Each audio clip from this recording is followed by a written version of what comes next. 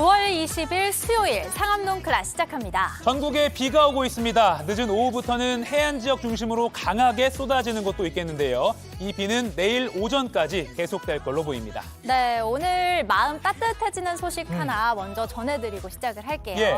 자, 지금 사진으로 나가는 이분. 네. 광주광역시에서 개인 택시를 모는 박윤석 기사님입니다. 공직에서 은퇴하고 작년 7월부터 택시를 시작했는데 예. 매일 첫 손님에게 받은 택시 요금을 1년 넘게 모으셨다고 해요. 매일 첫 손님 요금을 이렇게 모아서 무얼 했느냐? 다음 사진 보시죠. 이렇게 무려 120만 원이 모였는데요. 네. 어려운 이웃을 위해 써달라 하면서 최근 광주 운남동 행정복지센터에 기부를 하셨다고 합니다. 와, 잔잔한 감동을 주신 박윤석 기사님, 혹시 지금 상클 보고 계시려나 모르겠습니다. 계십니까? 네, 오늘도 안전운전 하시길 바라고요. 기사님 덕분에 오늘 내리는 비가 아주 촉촉하게 느껴지기도 해요. 감동의 눈물 같은 비입니다. 자, 선선한 가을 아침 훈훈하게 시작했습니다. 오늘 수요일 생생한 연예계 소식까지 준비되어 있습니다. 상클 끝까지 함께 하시죠.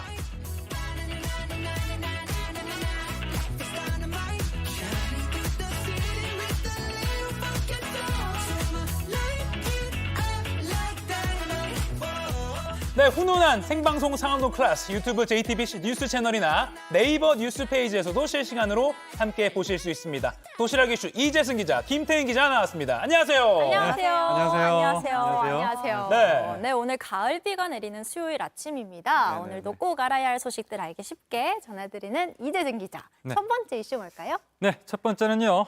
부산행 한 장면처럼입니다. 네. 최근 출근길 지하철에서 승객들이 갑자기 대피하면서 여러 명이 다치는 사고가 발생했습니다. 예. 이 승객으로 가득했던 객차 안이 순식간에 텅 비어버릴 정도로 긴박한 대피 상황이었습니다. 왜 그랬을까요? 자, 영상 보실까요?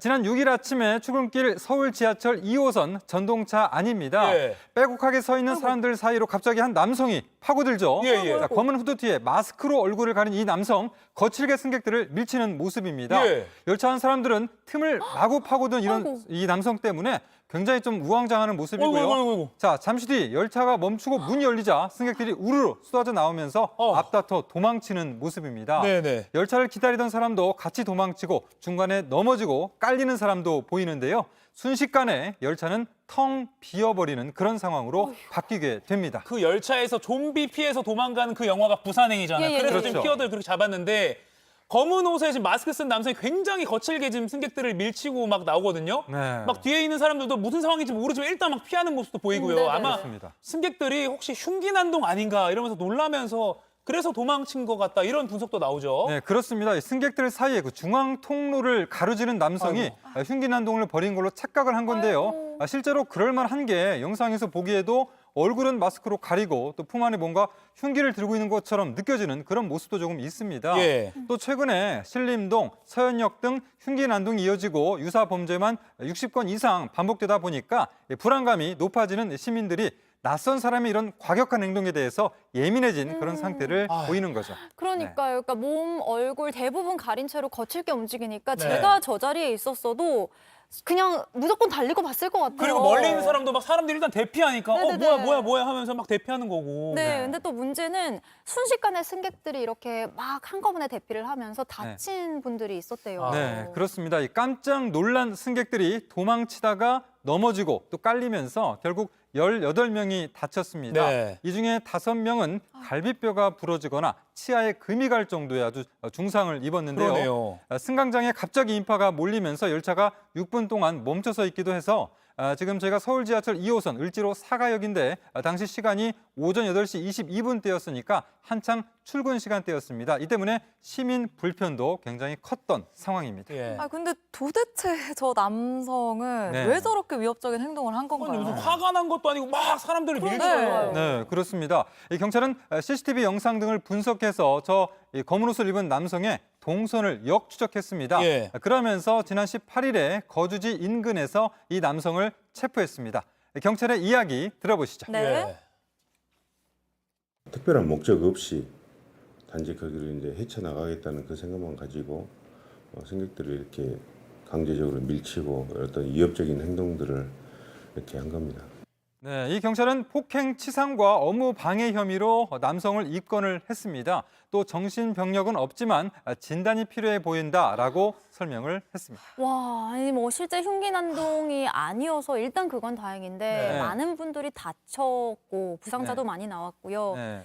좀 안전하다고 믿었던 일상에 대해서 이제 신뢰가 무너지면서 예. 이렇게 된 게 아닌가 싶은데 네. 요즘 참 우리 사회가 얼마나 흉기 난동에 대해서 불안감이 큰지 또 서로를 믿지 못하는 이 상황 이걸 네. 여실히 보여주는 사례가 아닌가 싶어요. 아, 너무 마음이 아픕니다. 아까 지금 그 장면 좀 잊혀지지 않을 것 같아요. 우리 사회가 이렇게 지금 불안감이 크고 이제 범죄에 예민해졌다라는 그런 네. 딱 단면인 것 같아서 네. 정말 김하은 앵커 말대로 가슴이 좀 아픈 네. 그런 장면이네요. 그렇습니다. 서로 간의 그 신뢰가 없어지는 그런 네. 모습이 참 안타깝습니다. 네. 네, 다음 이슈 전해주시죠. 네, 다음은요. 아무튼 죄송입니다. 대법원장 후보자 청문회가 어제부터 시작이 됐는데요. 이균영 후보자가 10억 원 규모의 비상장 주식을 신고하지 않은 게 문제가 됐는데 몰랐다는 말만 반복하면서 뾰족한 해명을 하지 못했습니다. 바로 청문회 영상으로 확인을 하시죠. 예. 우리 위원님들의 질의에 우리 후보자가 가장 많이 하신 말씀이 뭔지 아세요? 뭐 송구스럽다는 말씀 드린 것 같습니다. 몰랐습니다. 송구스럽습니다가 답니다.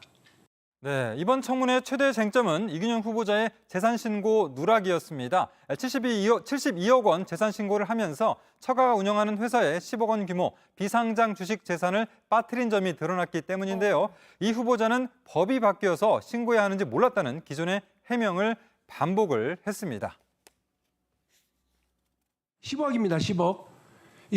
이거 어떻게 신고하는지 몰랐다라고 얘기하는 말이 통한다고 생각하십니까? 그 가액이 10억이라는 것을 청문회 과정에서 처음으로 알았습니다. 네. 법이 바뀌어서 대법원장 후보자인데요. 법이 네. 바뀌어서 몰랐다. 어떻게 받아들이실지 모르겠습니다. 아무튼 결국 이 후보자는 재산 신고 누락에 대해서 뭐 처음 알았다, 몰랐다, 송구하다 이런 말만 계속 반복하고 있는 거네요. 네, 그렇습니다. 자, 그런 과정에서 이 박용진 의원이 사퇴하실 의향이 있느냐라는 질문까지 던졌는데요. 이 내용도 한번 들어보시죠. 예. 네. 사퇴하실 의향 있으세요? 없으세요? 저는 사실대로 말씀드린 건데 아무튼 뭐 죄송합니다. 웃음이 나오세요 지금? 아닙니다. 네, 방금 뭐 화면처럼 이 후보자가 약간 웃는 듯한 모습도 네. 보였는데 네. 뭐 야당은 재산 신고 누락 외에도 이 후보자 자녀들의 뭐 증여세 탈루 그리고 인턴 특혜 의혹 이것도 따져 물었죠. 네, 그렇습니다. 그 이 후보자 아들이 학부 1학년 때 김현장 법률사무소에 인턴으로 들어간 게 특혜 아니냐라는 이런 주장인데요. 이 내용도 들어보시죠. 예. 김현장이 저한테 제출한 자료를 보면은 뭐라고 돼 있냐? 학부 인턴의 경우에 문의가 많다. 그런데 별도 공고는 하지 않는다. 그리고 심사위원회도 따로 두지 않는다. 그러면 공고도 하지 않고 심사도 안 하는데 도대체 어떻게 관심법으로 알고 들어갔습니까? 그러면 결국은 아빠 찬스를 이용해서 들어간 거죠. 제 아들은 전혀 저와 관련해가 들어간 것이 아니고 독자적으로 들어간 것으로 저는 알고 있습니다. 참 여러 차례 뭐 나오는 이슈이긴 하지만 네. 만약에 또 아빠 찬스가 사실이라면 상대적으로 청년들 입장에서는 박탈감을 느낄 수밖에 없습니다. 네. 네. 그러니까 야당의 이러한 공격에 대해서 여당 국민의힘 어떤 입장인가요? 네, 여당은 이 후보자에 대한 비판이 좀 지나치다라고 하는 입장인데요. 또 이 자료 제출 요구에도 성실히 임하고 있다라고 주장을 했습니다. 이 내용 들어보시죠. 네. 자료 제출 요구도 김 대법원장인 경우는 92건, 지금 후보자는 175건, 한 2배 가까이 됩니다. 네, 그렇군요. 뭐 대법원장 후보자는 이제 부처 장관과는 달리 국회 임명 동의 표결을 거쳐야 합니다. 네. 헌정 역사상 대법원장 임명 동의안이 부결된 사례는 1988년 딱 한 차례뿐인데요.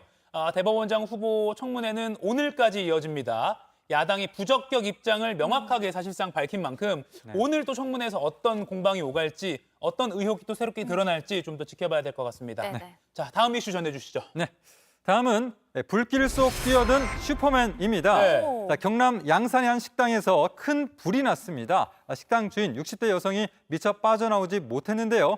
불길 속으로 뛰어든 한 슈퍼맨이 있었습니다. 네, 저녁 시간인데요. 사람들이 거리를 걷고 있습니다. 자, 그때 어이구. 펑 소리와 함께 세찬 불길이 치솟죠. 자, 불이 난 식당인데요. 순식간에 화염과 불길에 휩싸였고 안에는 식당 주인 60대 여성이 미처 빠져나오지 못하고 있었습니다. 아이고. 할머니 몸에 불이 붙어갖고 쓰러져 있더라고요. 자, 이 당시에 모두가 어쩔 줄 몰라서 발만 동동 구르고 있는 그 순간이었거든요. 네. 자, 그때 한 외국인이 이 불길 속으로 뛰어들었습니다. 지금 들어가네요. 그렇습니다. 네. 그 식당 옆에 빌라에 사는 우즈베키스탄 국적의 40대 남성이 급히 식당으로 들어가서 이 할머니를 구조해서 나왔습니다. 인터뷰 들어보시죠. 무서운데 아니 이거 할머니는 그래 식당에 할머니는 남았는데. 야, 지금 아까 인터뷰하신 분이 그리고 불길 속으로 들어가신 분이 네. 슈퍼맨이라고 우리가 지금 이름 붙인 그분이죠. 네, 우즈베키스탄 그렇습니다. 출신의 이바 자스코 씨. 그러니까 정말 긴박한 상황에 대단한 일을 하시긴 하셨는데 네네네. 네. 와, 이 보십시오. 이 불길이 이렇게 폭발하듯이 바깥까지 튀어나오는데 그러니까요. 네. 사실 와, 저기를 들어가서 사람을 구하겠다? 저는 솔직히 말하면 겁부터 날 것 같은데 네네네. 야, 남을 돕겠다고 생각한 그 자체가 정말로 대단한 것 같습니다. 정말 쉽지 네. 않은 상황이거든요. 맞습니다. 그 화면 보면 식당뿐만이 아니라 주변에 있던 차들까지 지금 전소되고 네. 정말 위험한 상황이거든요. 네. 와, 근데 이분이 이렇게 용기 있는 행동을 하지 않았다면 진짜 식당 주인 할머님 또 어떻게 되셨을지 정말 상상도 하고 싶지 않아요. 네. 너무 다행입니다. 네. 그렇습니다. 자, 이 여성을 구한 뒤에 불길은 더욱더 거세졌고요. 잠시 뒤에 삽시간에 건물 전체가 불탔습니다. 아이고. 자, 당시에 아내를 찾던 그 남편도 감사합니다라는 말을 전했는데요. 자, 도움을 받아서 빠져나온 이 식당 주인은 전신 2도 화상을 입고 병원에서 치료 중이고요. 네. 또 자신보다 할머니를 먼저 생각한 이 남성, 자신도 다쳤지만 별거 아니다라고 이렇게 또 말을 했는데 이것도 들어보시죠. 네. 나는 조금 밑에도 위로 유리 많았는데 조금 길어서 아니 지금 괜찮아. 안 아파. 네. 아니, 인상도 좋으세요. 그죠? 이 아름다워요. 굉장히 예. 편안하고. 이바자스코 씨. 네. 아직 소방차도 도착하지 못한 상황에서 불이야라는 소리를 듣고 바로 불길 속으로 뛰어든 이 분, 네. 영웅, 네. 슈퍼맨. 다시 한번 저희가 박수 보내드리죠. 네, 진짜 네, 네. 너무 대단합니다. 근데 이 불이 지금도 거뭇게 다 타고 식당이 사실상 다 전소가 됐는데 네. 왜 났고 피해 상황은 좀 어떻습니까? 네, 그 이바자스코 씨가 구조한 할머니뿐만 아니라 네. 불이 났을 때 식당 밖에 있던 70대 남편도 팔을 다쳐서 병원에서 치료를 받았고요. 네네. 또 이 경찰과 소방 당국은 가스 폭발로 불이 시작된 것으로 보고 정확한 화재 원인 조사를 하고 있습니다. 네. 식당 건물 대부분과 주변에 있던 차량이 다 타면서 소방서 추산으로 8천만 원의 재산 피해가 났습니다. 네, 소방당국은 이제 표창 시상도 검토 중이라고 한다 이런 것도 네. 기사에 떴는데 네. 댓글에 왜 검토냐, 지금 빨리 줘라, 아직 안 줬냐 네. 이런 아주 맞습니다. 감사의 칭찬의 댓글도 많이 달렸습니다. 네네. 자, 이재승 기자 잘 들었고요. 이어서 지금 이 시각 모바일에서 가장 화제가 되고 있는 소식 정리해 드립니다. 김태인 기자 전해주세요. 네, 누리꾼들의 이목을 끈 그 소식 상크리 뽑은 광크리 뉴스입니다. 첫 번째 소식은요. 치매 노인 찾은 경찰의 눈썰미입니다. 오. 영상 있습니다. 함께 보시죠. 한 할머니가 횡단보도를 홀로 건넙니다. 이 할머니를 발견한 차량 한 대에 급하게 가던 길을 돌아서 이 할머니 앞에 멈춰 섭니다. 네. 이제 차에서 이 발견한 할머니를 발견하고 운전자와 동승자가 내려서 다가가는데요. 112에 곧바로 신고를 합니다. 오. 다름이 아니라 건 관련해서 할머니를 지금 차 타고 가다가 마주쳐가지고 제가 지금 모시고 있어요. 그러니까 이 어르신 알고 보니까 치매 환자였고요. 실종 신고가 되어 있었던 거였습니다. 그런데 이 할머니를 발견한 사람, 다름 아닌 퇴근 중이던 경찰관이었습니다. 아. 대전역 지구대 소속 신임 경찰관인 이시야 순경이라고 하는데요. 이 순경은 앞서 퇴근 전에 야간 근무를 하면서 실종 신고가 접수된 이 할머니를 계속 찾아다녔다고 해요. 하지만 찾지 못하고 퇴근을 했는데 할머니의 인상착의를 기억해뒀고 결국 퇴근길에 할머니를 발견한 겁니다. 할머니는 무려 6시간 동안 약 9km 거리를 홀로 배회하다가 발견된 거라는데요. 네. 신임 경찰관의 눈썰미로 발견된 할머니는 안전하게 가족의 품으로 돌아갔다고 합니다. 이시아 순경님의 시야가 참 좋았네요. 네. 자, 또 눈썰미도 눈썰미지만 정말 할머니를 찾으려고 계속해서 노력을 하다 보니까 이런 또 좋은 결과가 또 맞아졌네요. 네. 네, 우즈베크 이바자스코 씨도 그렇고 모든 게 다 관심에서 비롯된 것 네. 같아서 다 이시예요. 이시야, 이바자스코 씨, 저 이가요. 네, 저도 넘어가시죠. 네. 네, 다음 소식 살펴보겠습니다. 다음 소식은요. 고속도로에서 역주행한 승용차입니다. 아하. 오늘 새벽 전북의 한 고속도로에서 정말 큰 사고가 발생했습니다. 저희 JTBC 취재진에 제보 영상이 들어왔는데요. 화면 보시죠. 네. 자정이 좀 넘은 시각 전북 무주군 통영 대전 고속도로입니다. 저 멀리서 검은 차 한 대가 정방향으로 다가오는데 그런데 이 차 바로 앞으로 하얀 승용차가 다가옵니다. 지금 저 하얀 승용차가 역주행하고 있는 거 아닌가요? 어이구. 네, 그렇죠, 맞습니다. 지금. 결국 역주행하던 하얀 승용차와 이 정주행하던 검은 승합차가 크게 충돌했는데요. 이 사고는 오늘 새벽 0시 40분쯤 전북 무주군 대전 방향의 통영 대전 고속도로 덕유산 나들목 인근에서 발생했습니다. 이제 곧 사고가 난 차량 2대의 모습이 지금 나오고 있는데요. 사고 충격이 얼마나 컸는지 아이고. 차량 앞부분이 형체를 알아볼 수 없을 정도로 부서졌습니다. 아니 그도 그럴 게 이게 고속도로였잖아요. 모두 좀 속도가 꽤 빨랐을 것 같아요. 너무 크게 부딪혔는데 사람은 괜찮았나요? 예, 역주행하던 승용차 운전자인 70대 남성이 크게 다쳐서 병원으로 옮겨졌는데 결국 숨졌습니다. 아이고. 그리고 승합차 운전자를 포함한 4명도 부상을 입어서 인근 병원으로 옮겨졌습니다. 경찰은 블랙박스 영상을 분석해서 왜 고속도로를 역주행한 건지 정확한 경위를 조사하고 있습니다. 네. 다음 소식 살펴보겠습니다. 다음 소식은요. 오피스텔 베란다에서 방치된 개들이입니다. 소셜미디어에 제발 널리 알려달라며 올라온 한 영상입니다. 예. 오피스텔 베란다 공간인데요. 검은 개 2마리가 갈색 개 1마리를 양옆에서 물고 아이고. 있습니다. 지금 갈색 개가 미동조차 없는 것 같아요. 네. 네네. 네, 장면을 다 보여드릴 수 없어서 화면을 잠시 멈췄는데요. 영상에서는 간신히 이 갈색개가 발만 조금 움직일 뿐이었습니다. 이 영상을 올린 글쓴이는 경기 부천의 한 오피스텔에 살고 있는데 이런 끔찍한 장면을 목격했다며 동물보호단체에 도움을 요청했습니다. 네, 그러니까 저기가 오피스텔 베란다인데 저런 구조 많잖아요. 그러니까 얼핏 봤을 때 옥상처럼 쓰이는 약간 공용 베란다 같은 것 같은데 거기서 지금 견주가 대형견 3마리를 키우고 있다 뭐 이런 상황인 거죠? 네, 글쓴이는 개들이 방치돼 있고 검은 개들이 이 셰퍼드로 보이는 갈색 개를 지속적으로 공격하고 있다. 그런데 견주가 분리하지 않고 계속해서 한 공간에 두고 있다라고 설명을 했습니다. 또 앞서 이 갈색 개가 치료를 받고 붕대를 감은 적도 있는데 그때도 이 또 다른 검은 개들을 분리하지 않고 같은 공간에 뒀고 이 갈색 개는 또다시 공격을 당했다고 했습니다. 지금은 살아있는지조차 모르겠다면서 걱정을 표했습니다. 아니 근데 저 정도면 개 짖는 소리도 꽤 컸을 것 같고 또 다른 주민들도 저 현장을 목격했을 것 같거든요. 네, 안 그래도 주민들 신고가 잇따랐고 경찰이 현장을 찾기도 했다고 하는데요. 그런데 견주가 신경 쓰지 말라면서 경찰을 그냥 보냈다고 합니다. 어머. 이 장면을 본 누리꾼은 명백한 동물학대, 동물보호단체가 나서달라. 갈색개가 살아있긴 한 건지 걱정된다라면서 우려의 목소리를 냈습니다. 네, 좀 조사가 더 필요할 것 같습니다. 네, 마지막 소식은요. 사이드미러 안 접힌 차 슬쩍입니다. 한 온라인 커뮤니티에 올라온 영상입니다. 자전거를 끌고 아파트 주차장을 배회하는 이 남성, 한 외제차에 시선이 머무는데요. 가단 방향을 바꾸더니 천천히 이 차로 향합니다. 그러더니 차 손잡이를 잡아요. 주변을 막 두리번거리면서 살피고요. 그런데 이 남성, 이 차 주인이 아니었습니다. 이 영상을 올린 차 주인은 원래 차 문이 자동으로 잠기는데 왜인지 문이 잠겨있지 않았고 확인해보니 누가 차에 다녀간 흔적이 있었다라고 설명했는데요. 차에서는 현금 25만 원과 선글라스 등이 사라졌다고 합니다. 차 내부 블랙박스에도 부스럭거리는 소리와 차 문이 열렸다 닫히는 소리가 녹화돼 있었는데요. 차 주인은 이 자전거 남성이 영상에 찍힌 시각과 차 내부 블랙박스 녹화 시간이 같은 걸 보고 이 남성을 경찰에 신고했다고 합니다.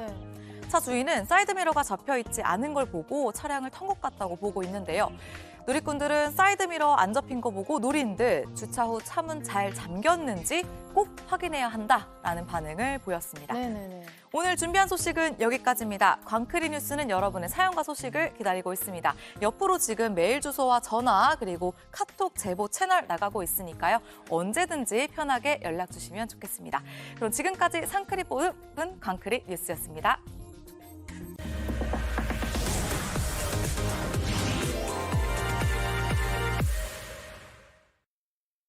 네, 지금 시각 10시 19분입니다. 잠시 화면이 고르지 못한 점 양해 부탁드립니다. 저 같은 경알못, 경제를 잘 알지 못하는 사람을 위한 당장 내 돈이 되는 정보, 머니클래스. 오늘의 키워드 먼저 보시죠. 종부세 기준 달라진다. 세금 줄이는 방법은?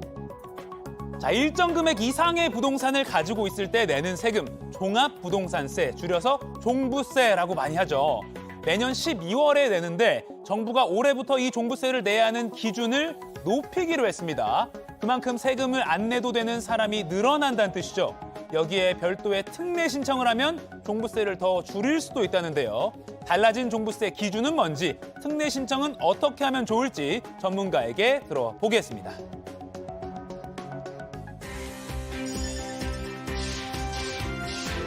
김인만 부동산 연구소장과 함께 부동산 완전 정복해 보겠습니다. 안녕하세요. 안녕하세요.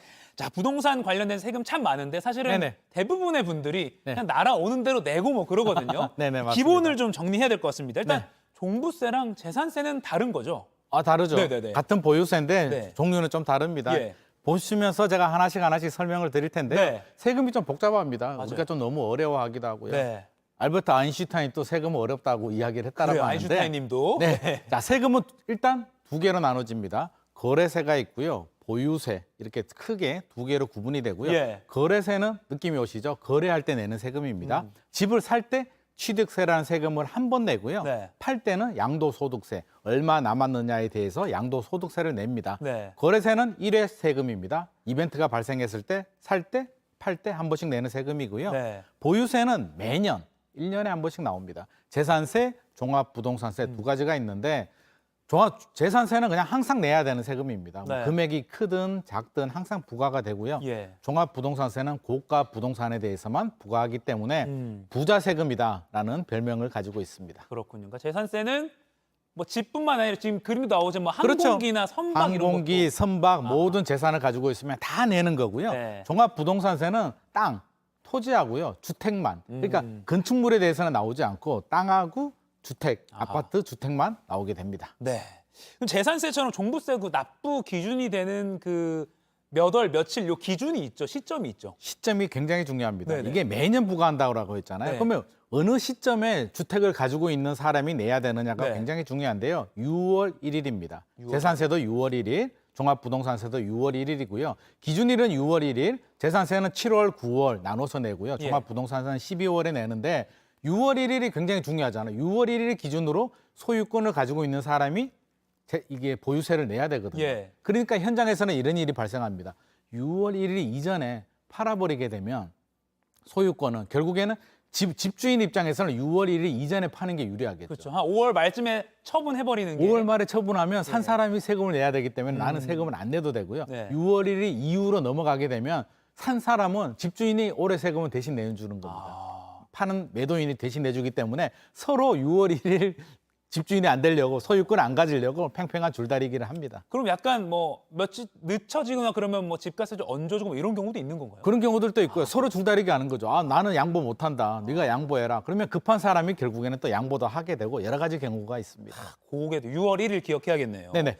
근데 이제 종부세를 부과하는 기준이 올해부터 바뀐다. 네. 뭐 세금 내는 사람이 좀 줄어든다. 네네. 그래서 강남에 음마 아파트를 가진 사람도 종부세를 안 내게 된다. 네네. 뭐 이런 뉴스 제목도 있던데 뭐 어떻게 된 건가요? 일단 종합부동산세는 부자들의 세금입니다. 네네. 고가기 때문에 기준이 있어야 되죠. 얼마를 부자로 보느냐가 기준이 되는데요. 1세대 1주택 집에 한 채를 가지고 있는 분들은 그대로 세금을 내게 되면 좀 억울하게 되니까 네. 기준을 정하는데 작년은 11억이었는데요. 올해는 12억까지 좀 늘어났습니다.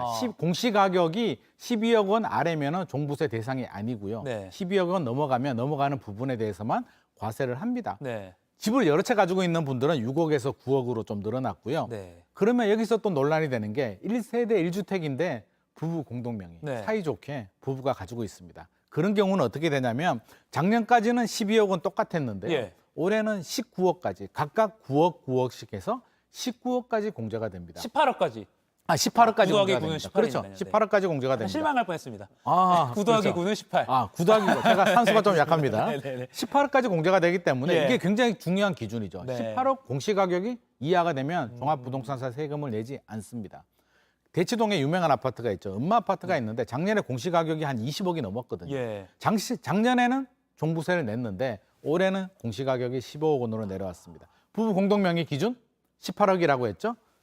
음마 아파트 15억, 아크로 리버하임 14억, 헬리오시티 11억. 다 종부세 내지 않습니다. 네. 작년에는 냈던 아파트들이거든요. 올해는 마음이 한층 더 가벼워질 것 같습니다. 네, 부부 공동 명의일 때는 9억, 일대. 9억에서 그렇죠. 18억까지. 공동명의가 아니면 내야 됩니다. 아니면 만약에 아크로 리버하임 아까 공동명의 아니면 12억까지 12억이니까요. 여긴 내야 되는. 2억에 대해서는 세금을 내야 되는 거죠. 아, 2억에 대해서는. 네네. 그러니까 12억이 넘는 그 액수에 대해서는 이제 종부세를 내는 거다. 내야 되는데 아. 공동명의는 18억까지 올해 기준이 올랐기 때문에 세금 부담이 많이 줄어들었습니다. 네. 아, 이거 좀 잘 기억해놔야겠네요. 네네. 부부 공동명의일 때는 9억, 9억, 18억. 네. 그러면 이제 최근에 뭐 세수가 뭐 펑크가 나서 나라가 걱정이다 뭐 이런 뉴스가 어제 마침 또 나왔어요. 네네. 그리고 종부세를 많이 깎아준 것도 우리 세금이 예상보다 덜 거친 그거에 영향을 좀 줬다고 보십니까?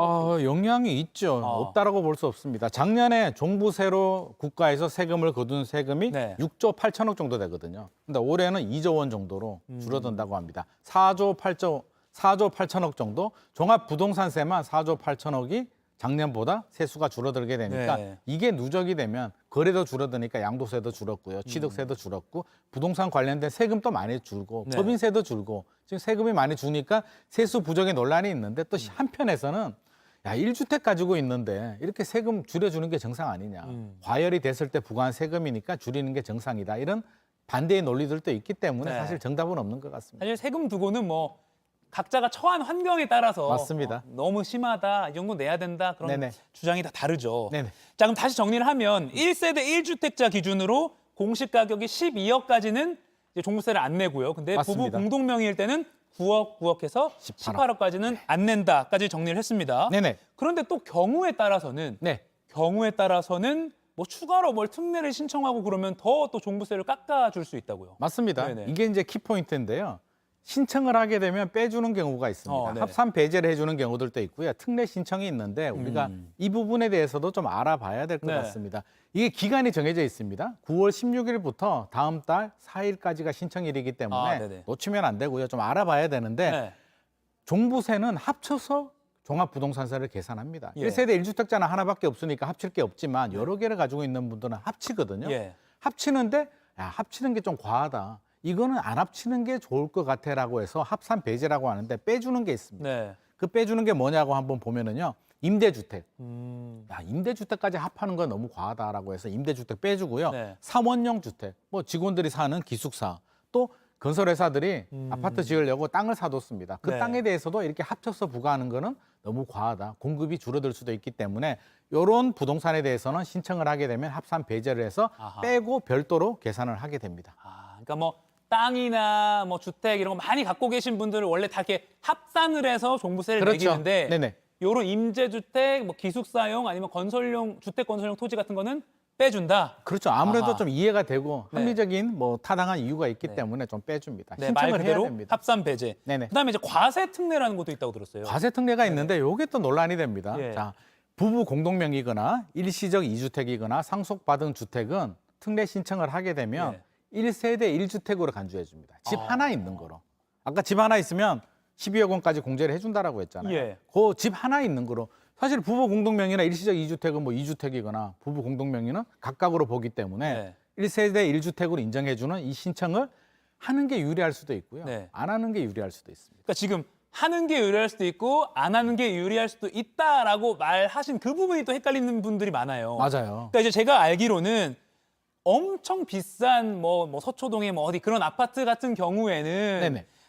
부부 공동명의가 아니라 과세 특례를 신청해서 부부가 따로따로 세금을 내는 게 유리할 수도 있다 뭐 이렇게 들었는데 네. 이것도 좀 차분하게 좀 설명 좀 해서 이게 너무 어렵더라고요. 그렇죠. 네네. 그냥 생각해 보면 네. 부부 공동명의는 18억까지 공제가 되고 네. 1세대 1주택은 12억까지 공제가 되는데 그러니까 그냥 아니 왜 신청을 하지? 예. 공동명의가 유리한데라고 하지만 1세대 1주택자들은 고령자나 장기 보유자들은 세액 공제를 추가로 더해 줍니다. 아 잠깐만요. 그러니까 나이 드신 분들이나 그 집을 오래 갖고 있었을 그렇죠. 경우에는 추가로 깎아주는 게 있다. 70%까지 공제를 해 줍니다. 아하. 그러니까 여기서 이제 계산이 복잡해집니다. 네. 공제를 받아도 유리할 수도 있고요. 공제를 받아도 부부 공동명의 18억이 유리할 수도 있고, 있거든요. 아하. 그래서 우리가 한번 계산을 해보자는 예. 거죠. 자, 케이스가 부부 공동명의인데 공시가격이 44억. 고가 아파트입니다. 예. 한 시세로 한 60억 정도 될 것 같습니다. 아, 예. 15년 보유한 분이 있다라고 치죠. 네. 15년 보유하고 있으면은요, 이분이 나이가 한 65세 정도 됩니다. 그러면 12억까지 공제가 되죠. 1세대 1주택으로 간주되면 신청을 했을 때 경우입니다. 네. 남은 32억에 대해서 이제 세금을 부과하게 되는데요. 세액 공제를 하더라도 118만 원의 세금을 내야 됩니다. 예. 종부세가 부과가 되는데 나는 신청하지 않고 그냥 부부 공동 명의로 하겠다. 네. 18억까지 공제가 되죠. 남은 26억에 대해서 세금을 내면 183만 원을 내야 됩니다. 자, 어떤 게 유리할까요? 그러니까 44억짜리 공시지가 아파트에 사는 분들, 그러니까 초고가 아파트에 사는 네. 분들은 특례 신청을 하는 게 낫네요. 하는 게 낫죠. 아하. 118만 원, 183만 원. 예, 예. 118만 원이 유리하니까 예. 신청하는 게 맞습니다. 네. 맞는데 모든 경우가 다 이렇게 해당되지는 않습니다. 네, 이런 분들이 얼마나 계시겠습니까? 44억에 사는 분들이. 여기 아닌 분들도 있죠. 네네. 아닌 케이스도 저희가 그거 한번 계산해 보도록 주셨죠? 하죠. 네네, 보죠. 네. 자, 아닌 케이스. 네. 20억 정도 됩니다. 그러면 한 26억 정도 시세가 될 것 시가로는, 같은데요. 네. 네. 13년을 보유하신 분이라고 치고요. 나이는 67세 정도입니다. 특례 신청을 했습니다. 네. 특례 신청을 하니까 공제를 다 해서 68만 원 정도, 68만 2,560원을 내야 되는데 자, 안 그냥 안 하고 공동 명의로 그대로 했다라고 하면은 얼마가 되냐면 18억까지 공제가 되죠. 2억에 대해서 세금을 내면 39만 1,000원. 아, 그러니까 이분은 안 하는 게 나아요. 안 하는 게 유리하죠. 아하. 18억까지 공제받는 게 유리한 거고요. 네. 그 공제를 따로 세액 공제를 70% 받아도 이분은 불리한 겁니다. 네. 반대의 경우가 또 생길 수도 있죠. 작년에도 특례 신청이 있었거든요. 네. 작년에 신청을 하면 자동 연장이 됩니다. 아, 그래요? 근데 작년은 부부 공동 명의가 12억까지 공제밖에 안 됐거든요. 네. 작년은 유리했는데 세액 공제를 받는 게 유리한데 올해는 달라졌잖아요. 이런 분들이라면 올해 차라리 나는 신청 안 하는 게 유리해라고 하면 취소 신청을 또 하셔야 됩니다. 아, 취소 신청. 취소 신청을 하지 않으면 작년에 신청한 게 그대로 연장되기 때문에 아하. 오히려 불이익을 당할 수도 있습니다. 아, 그렇군요. 이 부분도 굉장히 중요한 것 같습니다. 네. 작년에 특례를 신청하신 분은 올해 자동으로 연장될 수 있으니까 네. 취소 신청을 따로 해야 된다. 네네. 그리고 아까 특례 신청을 하는 게 유리한 경우는 초고가 아파트일 경우가 주로 그렇다. 초고가에 오래 가지고 있고 나이가 많으신 많으신 분들은 분들. 유리할 수도 있습니다. 알겠습니다. 아, 따로 신청해야 하는 경우는 초고가에 나이가 좀 있으시고 그 집을 오래 갖고 계신 분들. 맞습니다. 알겠습니다. 역시 세금은 아까 아이슌타인도 어렵다고 했다고 했지만 어렵습니다. 어렵죠. 네. 근데 계산을 이거를 네. 손쉽게 좀 계산을 해볼 수 있는 방법이 없을까요? 어렵죠. 네. 우리가 다 계산할 수는 없습니다. 그래서 국세청 홈택스에 가면 손쉽게 볼 수 있는 방법을 네. 제공해주고 있습니다. 계산기를 제공해주는데요. 네. 홈택스 화면입니다. 종합부동산세 합산 배제를 클릭을 하게 되면은요. 예. 메뉴가 뜨죠. 여기에 간이 세액 계산이라는 모의 계산이 있습니다. 네. 이거를 딱 클릭하게 되면 쉽게 계산할 수 있죠. 주택이면 주택 계산하기를 누르면 네. 항목이 나옵니다. 항목이 나오면 내가 해당되는 거를 선택을 한 다음에 등록하기 누르고 간이 세액 계산 누르면 자동으로 알아서 계산을 해줍니다. 그래서 반드시 계산을 해보고 판단해야 됩니다. 네. 그냥 감으로 나는 유리할 것 같아라고 하면 세금을 좀 더 내야 될 수도 있기 때문에 네. 굳이 세무사 찾아가지 마시고요. 간단한 건 이렇게 시뮬레이션 하는 게 좋을 예. 것 같습니다. 국세청 홈택스에서 예상 납부 금액도 계산 가능하다. 여기까지 정리해 보겠습니다. 마무리 전에 오늘도 두 분 뽑아서 영화 예매권 2분씩 드리는 퀴즈 준비했습니다. 자, 재산세 중에 하나입니다. 일정한 기준을 초과하는 토지나 주택을 보유하고 있을 때 국세청이 부과하는 이 세금은 무엇일까요? 1번 종부세, 2번 취득세, 3번 양도소득세. 지금 상암동 클래스 실시간으로 방송되고 있는 JTBC 뉴스 유튜브에 접속하셔서 실시간 댓글창에 정답 올려주시면 됩니다. 방송 말미에 당첨자 발표하겠습니다. 이 어려운 세금 내용 김인만 부동산 연구 소장님 덕분에 조금 쉽게 잘 이해했습니다. 고맙습니다. 지구촌에서 화제가 된 소식들 알아보는 월드클래스입니다. 하루에도 수만 명이 이용하는 고속열차 안에서 별난 행동을 하는 사람들이 포착됐습니다. 다들 말리진 않고 구경하느라 바빴다는데 바로 확인해 보시죠. 아니, 여기서 이래도 되는 건가요? 최고 시속 285km로 달리는 일본의 고속열차 신칸센 안에서 몸싸움이 벌어졌습니다. 벌벗은 남성들끼리 마구 뒤엉켜 엎치락 뒤치락 하는데 당장 그만두라고 말리는 사람이 하나도 없어요. 사실 이 싸움꾼들은 프로레슬링 선수들인데요. 평소 정식 경기장 대신 야외 행사장이나 시장, 도심 속 길거리를 무대 삼아 마치 한편의 잘 짜여진 공연 같은 승부를 선보인다고 합니다. 빠르게 달리는 신칸센 열차 안을 경기장 삼아 도쿄에서 나고야에 도착할 때까지 한판 대결을 펼친 건데요. 이런 시도는 이들도 처음이었다고 해요. 열차 안에서 흔히 볼 수 없는 이 별난 광경에 다들 이날만큼은 이동 시간이 아무리 길어도 전혀 지루하지 않았을 것 같네요. 브라질 상파울루 도심 거리에 거대한 달걀 프라이가 등장했습니다. 한두 개가 아닌데요. 진짜 달걀이라면 수십 명이 든든히 배를 채울 수 있겠지만 아쉽게도 먹지는 못합니다. 한 네덜란드 예술가의 공공미술 작품인데요. 세계 도심예술축제를 앞두고 설치된 이 작품. 길바닥에 깬 날달걀이 익어버릴 만큼 최근 세계 곳곳이 이상 폭염에 시달린 가운데 지구온난화와 기후위기에 대해서 생각해보자는 메시지를 담고 있습니다. 특히 작품의 무대가 된 브라질도 남반구에 속해 현재 겨울에 들어섰지만 기온이 37도를 훌쩍 뛰어넘는 등 이례적인 폭염이 극성을 부리고 있다고 하네요. 도전하는 자가 아름답다는 말도 있긴 하지만 이런 것도 해당이 될까요? 영국에서 과자를 이용해 펼친 이색 도전이 화제입니다. 헬리콥터에 뭔가가 대롱대롱 매달려 있습니다. 세모난 모양의 이 물체, 바삭바삭, 한 번 손대면 멈추기 힘든 나초인데요. 크기가 상당하죠. 그런데 이대로 훨훨 날아가더니 산처럼 쌓인 나초 더미와 합체, 섬세한 헬기 조종술로 나초에 치즈만 콕 찍은 뒤 다시 들어 올립니다. 영국 서머시주에서 세계 기록을 세우려고 나선 건데요. 도전에 사용된 치즈 양만 해도 무게 120kg에 달할 정도로 어마어마하고요. 완벽한 성공을 위해서 구상하는 데만 한 달이 걸렸다고 해요. 15m 높이에서 나초를 치즈에 찍었다 들어 올리는 데 성공해 바람대로 이 분야 세계 기록을 달성했는데요. 엉뚱한 도전이지만 공들인 보람이 있어서 다행이네요. 지금까지 월드클래스였고요. 계속해서 상클 라이프가 이어집니다.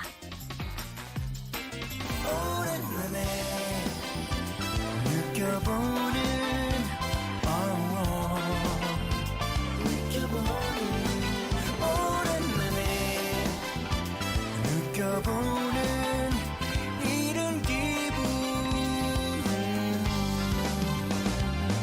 내게 들려오는 듯한 그 얘기들이 좀 더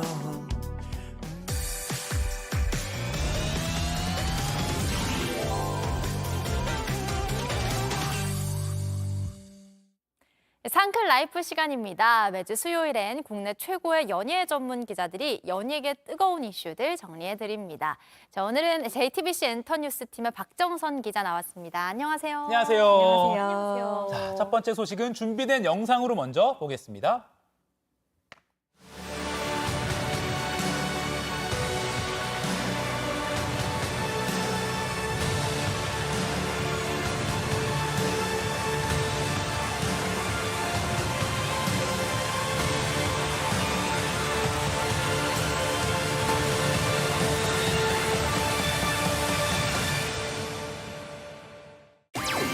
첫 번째 키워드, 주제 파악 못한 임영웅. 아니, 이게 지금 무슨 얘기입니까? 가수 임영웅 씨가 주제 파악을 못했다니요? 네, 겸손한 분인데? 너무 못해서 난리가 한번 났었습니다. 그래요? 네, 가수 임영웅 씨가 티켓 파워를 다시 한번 입증을 한 건데요. 다음 달 27일부터 이 전국 투어 콘서트 I'm Hero를 진행을 합니다. 네. 최근 서울 공연 티켓 예매가 시작이 됐었습니다. 그런데 1분 만에 매진이 됐었어요.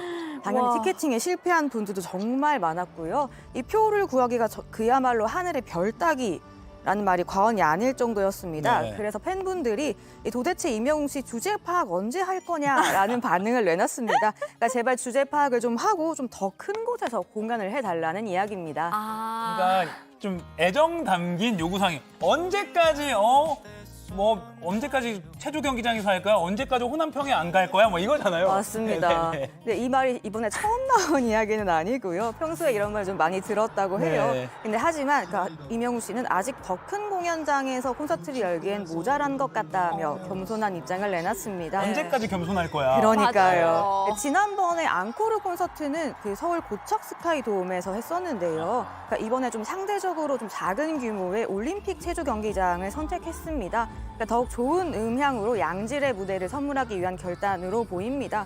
그래도 호남평야에서 해도 내 자리가 없는데 체조 경기장이 웬 말이냐라는 귀여운 탄식이 터져 나왔습니다. 예. 와, 근데 임영웅 씨라면 진짜 호남평야에 아레나에서 한다고 해도 네. 한 1분 만에 다 매진될 것 같아요. 새만금 이런 데서 해도 될 것 같아요. 네네네네. 아니 이번에 진짜 무섭게 어마무시한 속도로 빠르게 매진이 됐대요. 이 덕분에 정말 전국에 수많은 불효자가 탄생이 됐습니다. 네. 정말로 그 피 튀기는 티켓팅이죠. 피켓팅이라고 하죠. 네. 피켓팅이 벌어졌습니다.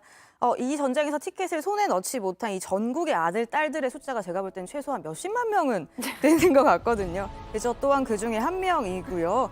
이 전국의 수많은 이 아들, 딸들이 부모님을 대신해 예매에 나섰는데 이를 두고 임영웅 씨 콘서트가 이 효도 트렌드라는 이야기까지 나오고 있습니다. 네.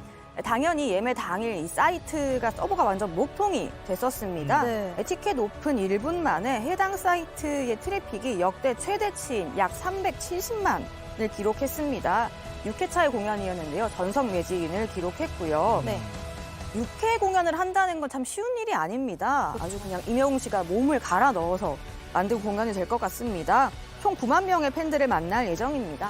앞서 온몸에 광활하고 신비한 우주를 담고 있는 임영웅 씨의 모습이 담긴 포스터가 공개되기도 했었는데요. 영웅시대라는 아름다운 별들을 품기 위해 더 큰 우주가 되겠다는 임영웅 씨의 각오가 더해지면서 팬들의 기대가 최고조에 달하고 있습니다. 네.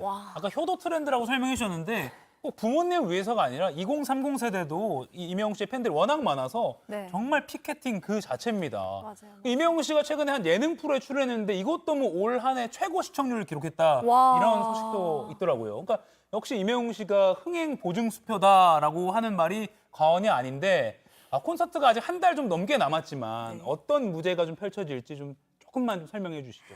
네, 보통 콘서트는 무대가 있고 앞쪽에 좌석이 있잖아요. 네네. 그래서 가수와 이제 관객들이 마주보고 공연을 하는 형태인데요. 네네. 임영웅 씨 콘서트 같은 경우에는 360도 무대로 꾸며집니다. 그러니까 360도 모든 객석에서 무대를 바라볼 수 있도록 꾸며지는 겁니다. 그러니까 이 같은 방식은 뭐 방탄소년단이나 아이유 씨 같은 정말 톱 중에 톱 가수들만 해왔던 방식입니다. 뭐 최대한 많은 팬과 소통하겠다는 의도가 담긴 기획으로 보입니다. 덕분에 예매할 수 있는 좌석이 대폭 늘어났습니다. 네네네. 그러니까 죽은 좌석이 없어지니까 대폭 늘어났는데요. 그럼에도 이선좌, 이미 선택된 좌석입니다라는 이선좌라고 네, 이선좌라고 하는군요. 하더라고요. 그런 이 안내의 아픔을 맛본 팬들이 많았습니다. 임영웅 씨도 티켓팅에 도전을 해봤다고 합니다. 예, 말씀하신 그 예능 프로그램에 출연을 해서 하도 어렵다고 하니 얼마나 어려운가 하고 시도를 해봤다. 근데 시작하자마자 대기가 50만 명이라 기다릴 수 없더라라고 말했습니다. 그렇군요. 그리고 또 임영웅 씨 그 공식 유튜브 채널에 뭐 꿈틀꿈틀이라는 제목으로 영상이 또 하나 올라왔는데 그것도 화제라고요. 네, 맞습니다. 어제 임영웅 씨의 공식 유튜브 채널에 이 꿈틀꿈틀이란 제목과 함께 짧은 영상 하나가 올라왔는데요. 이 번거지 모자를 쓰고 좀 캐주얼한 옷차림으로 춤 연습을 하는 모습이죠. 이게 도대체 뭘까 하는 분들이 많았을 겁니다. 뭐 신곡의 안무를 스포일러한 건지 콘서트 준비를 하고 있는 건지 궁금증을 더 자아내고 있습니다. 아니 저 임영웅 씨 너무 좋아하거든요. 멋있기도 하고 너무 귀여우셔요. 네. 이렇게 말해도 될지 모르겠지만 진짜 임영웅 씨도 팬들의 마음을 또 직접 해보셨다고 하니까 피켓팅을 네. 또 이해하게 됐을 것 같고요. 저희가 상글에서도 전해드렸었는데 카페에서 손님 티켓팅을 도와준 카페 사장님의 사연이 또 화제였거든요. 네, 맞습니다. 카페 업주가 직접 공개한 처음 뵌 손님 임영웅표 잡아드림이라는 제목의 영상이었죠. 네. 이 한 중년 여성이 임영웅 씨 콘서트에 너무 가고 싶은데 예매 방법을 잘 모르겠다고 했다고 합니다. 그래서 이 카페 사장님이 선뜻 도와줬대요. 극적으로 성공을 시켜서 두 사람이 손을 맞잡고 환호성을 지르는 모습입니다. 네. 근데 저라도 저 상황이 되면 환호성이 나올 수밖에 없을 것 같아요. 맞습니다. 정말 훈훈하죠. 이 영상이 삽시간에 많은 주목을 받았고요. 결국 임영웅 씨에게도 이 소식이 닿았습니다. 임영웅 씨는 저도 눈물이 나네요. 너무 마음이 따뜻합니다. 카페 사장님의 앞날이 늘 건행하시길 저와 영웅시대가 늘 응원합니다라고 직접 댓글을 달았습니다. 명당이라고 카페 앞에다 걸어놓으셔도 될 것 같아요. 네. 근데 이런 가운데 팬들의 아쉬운 마음을 악용하는 네. 안표상들이 좀 정말 많다고 해서 주의를 좀 기울여야겠다고요. 네, 맞습니다. 표를 얻지 못한 팬들이 좀 속출을 하자 터무니없이 높은 가격에 표를 되팔려는 안표상들이 기승을 부렸습니다. 예. 한 상에 16만 원인 좌석 2장을 180만 원에 되팔겠다는 안표상도 있었고요. 지금 이건 850만 원으로 뜨는 것도 있네요. 아이고 너무 너무 심하죠. 원래 티켓값의 몇 배가 넘는 가격에 되팔려는 안표상들입니다. 그러니까 이에 임영웅 씨 측은 불법 거래로 간주되는 예매건에 대하여 사전 안내 없이 바로 취소시키겠다라는 방침을 전했습니다. 네네. 근데 예매에 실패하신 분들 뭐 아직 실망하시지 않아도 될 것 같습니다. 아직 기회가 남아 있습니다. 네. 이게 전국 투어 콘서트라서요. 지금 예매가 끝난 건 서울 콘서트고요. 앞으로 뭐 대구, 부산, 대전, 광주에서 콘서트의 열기를 이어갈 예정입니다. 서울 콘서트 예매에 실패하신 분들은 다시 도전하셔서 표를 꼭 얻으시면 좋겠습니다. 네. 해당 도시에서 열리는 콘서트의 예매 일정은 추후 공지될 예정입니다. 네. 암표 사지 말고 꼭 피켓팅에 성공하시기를 네. 바랄게요. 이명웅 씨와 팬들의 건행 계속해서 응원하고요. 자, 다음 주제도 영상으로 먼저 보겠습니다. 저희가 마지막 에너지를 쏟고 가겠습니다, 여러분. 즐겨볼까요?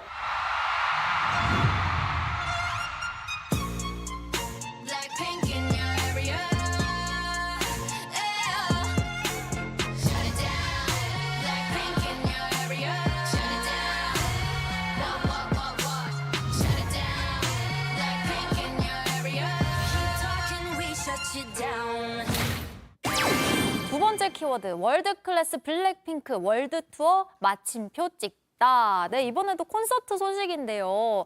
K-팝을 대표하는 걸그룹 블랙핑크가 11개월, 무려 11개월간의 맞습니다. 월드 투어 대장정을 이제 마무리 지었습니다. 네, 맞습니다. 지난 주말 서울 고척 스카이돔에서 열린 서울 앙코르 콘서트를 마지막으로 이 11개월간의 대장정을 마무리했었습니다. 네. 무려 지난해 10월부터 진행해온 월드 투어였는데요. 이번 콘서트를 통해서 블랙핑크는 K-팝 걸그룹 월드 투어 신기록을 세웠습니다. 전 세계 34개 도시에서 무려 66회차 공연을 펼쳐서 180만 관객을 동원했습니다. 이번 월드 투어로 약 3,500억 원 정도를 벌어들인 것으로 전해집니다. 또 걸그룹이 고척돔에서 단독 콘서트를 연 것은 블랙핑크가 최초입니다. 일찌감치 전석 매진이 됐었고요. 이틀간 3만 5천여 명의 관객을 동원했습니다. 멤버 제니 씨는 이 피날레 공연인 만큼 서울에서 꼭 하고 싶었다라고 말했고요. 리사 씨는 블링크, 그러니까 팬들이 없었다면 해내지 못했을 것이라면서 투어를 마무리하는 소감을 전했습니다. 전 세계 34개 도시에서 180만 명의 관객을 만났다. 정말 대단한데. 그러니까 지금 가장 뜨거운, 가장 네. 큰 사랑받고 있는 글로벌 걸그룹이 누구냐? 이 질문에 우리다. 블랙핑크다라고 답을 내놓는 아주 그런 대단한 공연이었던 것 같아요. 네, 맞습니다. 이뿐만 아니고요. 블랙핑크 콘서트로 인해서 대만에서는 좀 새로운 법이 만들어지기도 했다고 합니다. 이 당시 블랙핑크의 대만 콘서트 암표 가격이 이 정가 대비 무려 최고 45배, 약 1,734만 원까지 치솟는 일이 있었다고 해요. 네, 그래서 이 암표 판매가에서 최대 50배의 벌금을 부과하는 법안이 대만 국회에서 통과가 된 겁니다. 또 베트남에서는 이 공연이 열린 하노이시의 인민위원장이 블랙핑크 콘서트가 성공적으로 끝나면서 이 하노이는 안전하고 평화로운 도시라는 이미지와 국제적인 문화 행사를 주최할 수 있는 능력을 증명해냈다면서 블랙핑크에게 감사를 표하기도 했습니다. 와, 암표는 우리나라에서뿐만 아니라 외국에서도. 그러니까요. 와, 근데 대만에 그 1,734만 원인데 벌금을 50배 물면 계산이 안 됩니다. 어쨌든 안 됩니다. 그거는. 네, 와, 블랙핑크의 영향력 그야말로 진짜 월드클래스급이에요. 사실 이번 서울 피날레 콘서트가 또 이목을 그만큼 끌었던 이유가 또 있죠. 네, 맞습니다. 바로 재계약 여부 때문인데요. 블랙핑크는 지난달에 기존 계약이 만료된 것으로 알려져 있습니다. 재계약 시점이 다가오면서 이번 서울 콘서트에서 좀 재계약에 관해 언급을 한다거나 팬들에게 뭐 블랙핑크의 향후 활동에 대해서 이야기하지 않을까라는 관심이 모아졌었는데요. 네. 제니 씨는 앞으로도 멋진 블랙핑크가 되도록 하겠다라고 했지만 다른 멤버들은 직접적인 언급을 하지는 않았습니다.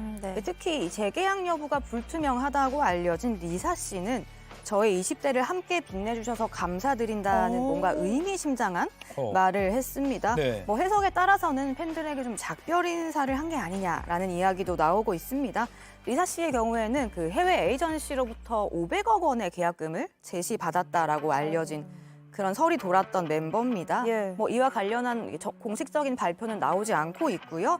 소속사 YG 엔터테인먼트는 논의 중이라는 입장을 고수하고 있습니다. 네, 이것도 좀 어떻게 될지 지켜봐야겠네요. 네. 글로벌 걸그룹 블랙핑크의 활동이 계속 지금처럼 완전체로 유지될지 아니면 조금 변화가 있을지 어떤 식으로든 응원하겠습니다. 자, 마지막 주제는 키워드로 바로 살펴보겠습니다. 조인성은 결혼하고 김영옥은 사망했다. 이거는 또 무슨 얘기입니까?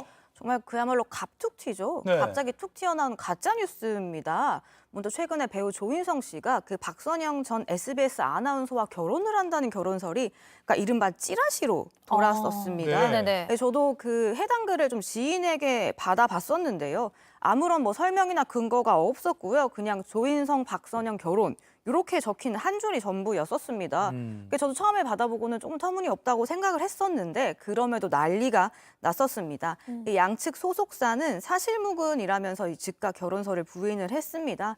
두 사람은 접점이 없고요. 서로 알고 지내는 사이도 뭐 전혀 아니라고 하더라고요. 네네네. 그 아무런 근거가 없는 가짜 뉴스인데도 정말 삽시간에 몇 시간 만에 퍼져나갔습니다. 그 양 소속사 측도 처음에는 좀 대수롭지 않게 생각을 해서 문의를 하는 기자들에게 뭐 이런 건 좀 보도 자체를 안 했으면 좋겠다라고 이야기를 했었는데요. 점점 기정사실화되는 모습을 보이자 결국 사실무근이라는 입장을 낸 겁니다. 그러니까 그냥 해프닝일 뿐이었던 건데 이게 그렇게 기사로 다 내보내졌네요. 그래서 저는 또 놀랬던 게 그 배우 김영옥 씨 있잖아요. 드라마에도 많이 나오시고 저는 작년에 그 뜨거운 싱어즈 맞아요. 보면서 너무 팬이 됐거든요. 근데 이분이 사망을 했다는 뉴스를 언뜻 본 거예요. 제가 그것도 가짜 뉴스였죠? 그렇죠. 저도 당시에 유튜브에서 봤었는데요. 세상에 그러니까 갑자기 어느 날 아침에 내가 죽었다는 뉴스가 나오면 얼마나 놀라겠습니까? 그래서 배우 김영옥 씨가 이 자신이 죽었다는 가짜 뉴스로 본인뿐만이 아니라 좀 주변인들까지 마음고생을 한 사실을 고백을 했습니다. 한 예능 프로그램에 출연을 하면서 이 출연하게 된 이유에 대해서 자꾸 나보고 죽었다고 한다라고 이야기를 했습니다. 그러면서 그 소식을 듣고 뭐 한참 울었다는 지인도 있고 동창들까지 연락이 왔었다고 해요. 나중에는 하도 연락이 많이 와서 아유 내가 살아서 어떡하냐 그러면서 웃었다고 합니다. 그러면서 살 날이 많은 사람이면 뭐 그냥 웃고 마는데 얼마 안 남은 사람 가지고 그러지들 말라 하면서 좀 재치 있게 경고를 날리기도 했습니다. 뭐 지난 2월에 김영옥 씨의 사망설이 나왔었거든요. 그러니까 이를 본 후배 배우 김혜은 씨가 깜빡 속아서 실제로 오열한 일이 있다고 합니다. 그리고 팬들도 뭐 워낙 좋아하는 배우니까 정말 가슴이 철렁한 그런 소식이었던 것 같아요. 그리고 뭐 배우 신혜라 씨도 뭐 재산 상속 관련해서 가짜 뉴스가 돌아서 또 해명을 하느라 곤욕을 치르기도 되고 했는데 이게 연예계 가짜 뉴스는 좀 더 근절이 돼야 되고 또 큰 피해를 줄 수 있기 때문에 정말 퍼뜨리지도 말아야 될 것 같습니다. 맞습니다. 자, 여기까지 듣겠습니다. 생생한 연예계 소식 박정선 기자에게 들어봤습니다. 고맙습니다. 감사합니다.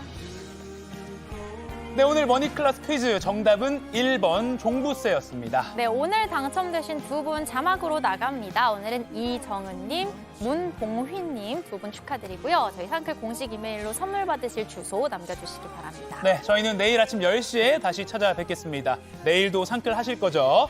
고맙습니다.